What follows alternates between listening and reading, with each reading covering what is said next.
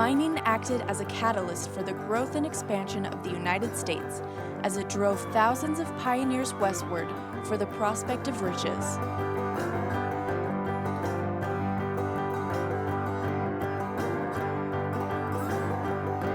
Wherever there was gold, there would be people, boomtowns, and industry.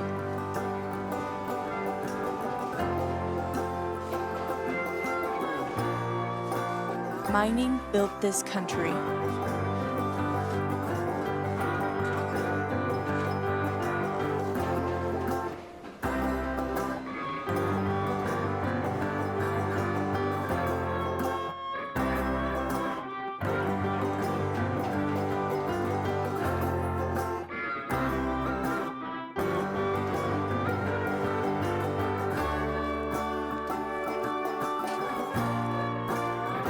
Then came war.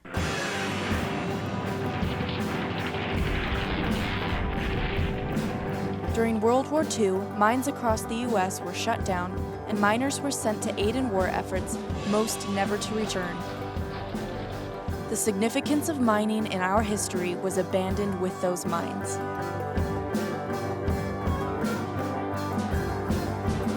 Current advancements in technology make mining easier and more accessible than ever. So why aren't more people doing it? It's simple. We've forgotten. We've forgotten how mining created cities, industries, and economies. It created millionaire moguls from small-time miners. It created grit and determination that defined the hard-working American striving for the American dream.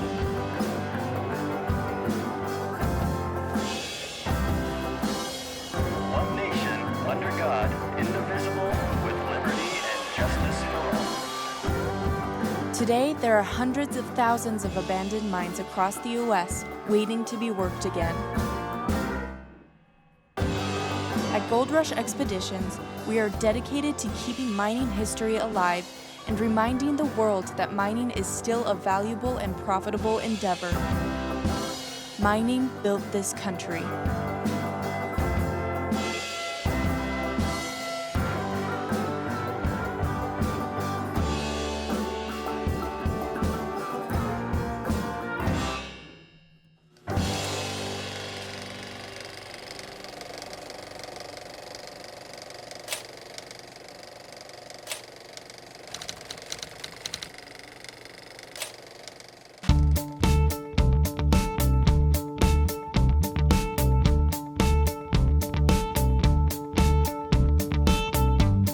The Illinois mine is one of the largest and most valuable sites in Nevada, with documented gold and silver ore reserves of over 50,000 tons, with a value of over $38 million.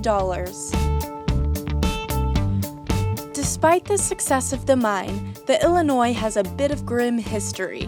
The mine was discovered in 1875 by Alfred Welsh, who at the time was very poor and could only afford to complete the bare minimum assessments on the mine.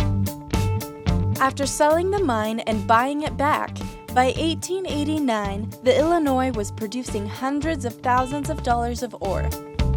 At this time, Welsh decided to pay off his family's mortgages, excluding one brother who had no mortgage.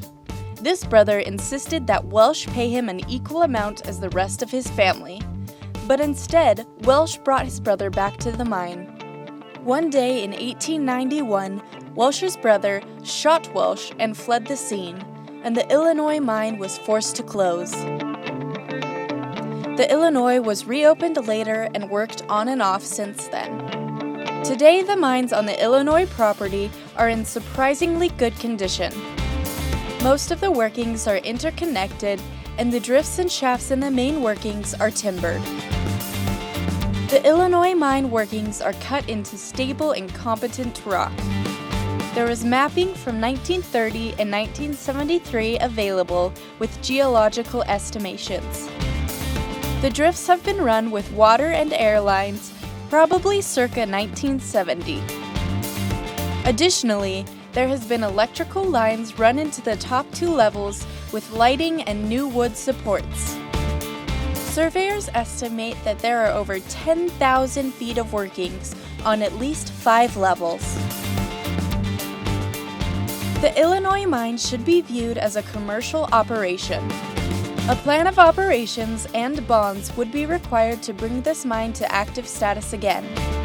But with $38 million in reserves, it would be well worth it to get the Illinois mine up and running again.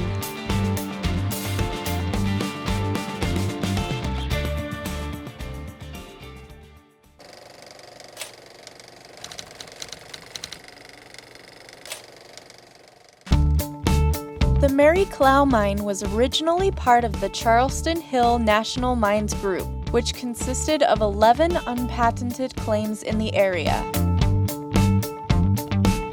The company, formed in 1916, was owned by Mary L. Clow, for which the Mary Clow received its name.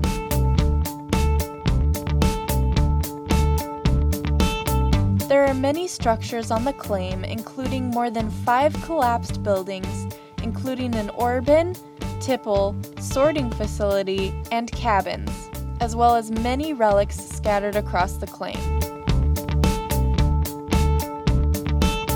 The Mary Clow was worked primarily for gold and lots of it. I'm in the Mary Clow mine. This is the main workings, the one that made me go, what? Jaw-dropping the very first time I came in. My jaw dropped because you have one of the most incredible quartz with gold veins I've ever seen. So it's actually right here above my head. And if you look right here, you can see the gold that they were working right in this quartz. Now this particular vein is about 2 feet deep, 2 feet wide right here. It goes all the way back and it's on the other side here. So basically that probably continued on this whole plane, and when the miners were working it, that's why they cut this drift, is because they were following this vein. They got all of it out of the middle, and that's what they were looking for. It's pretty incredible. Historical documents indicate the main adit being 1,200 feet long, with plenty of gold still to be found.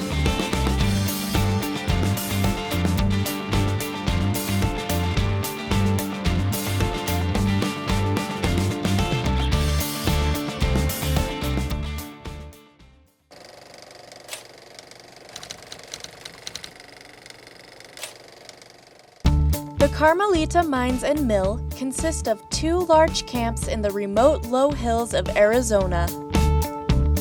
The Carmelita claim encompasses a large number of older mines, including the Alaskan and others.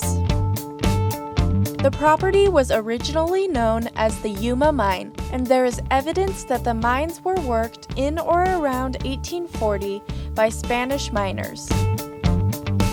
As the Spanish miners were pushed south, the mine was taken over and renamed the Harquahala Mine. It was worked and expanded for primarily gold, but with substantial returns in silver. Sometime around 1860, it was purchased by Mr. John G. Campbell, a prominent businessman, congressional delegate, and gold mine developer. He renamed the mine the Carmelita Mine in honor of his wife.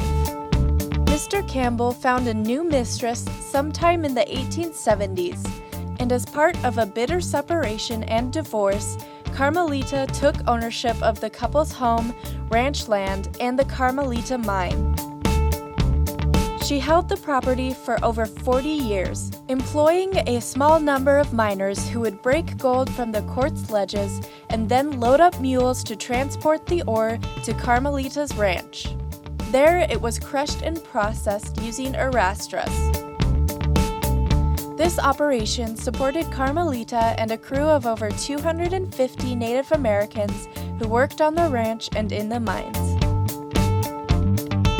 She worked the mines until the end, when she was forced off her claim while trying to put her in an insane asylum. She fought it, but they still ended up taking her to Los Angeles, where she spent her final days. The Carmelita claim is a huge site with a rich history. Assay reports from the early 1900s show gold content of at least 2 ounces per ton. This site should be considered a large mining property for the location and the potential of the area. The mines are defined and begin to explore the veins and deposits, but they are still in an infant state. This mine would be best operated by a small to medium-sized mining operation with the ability to expand and sample the current workings.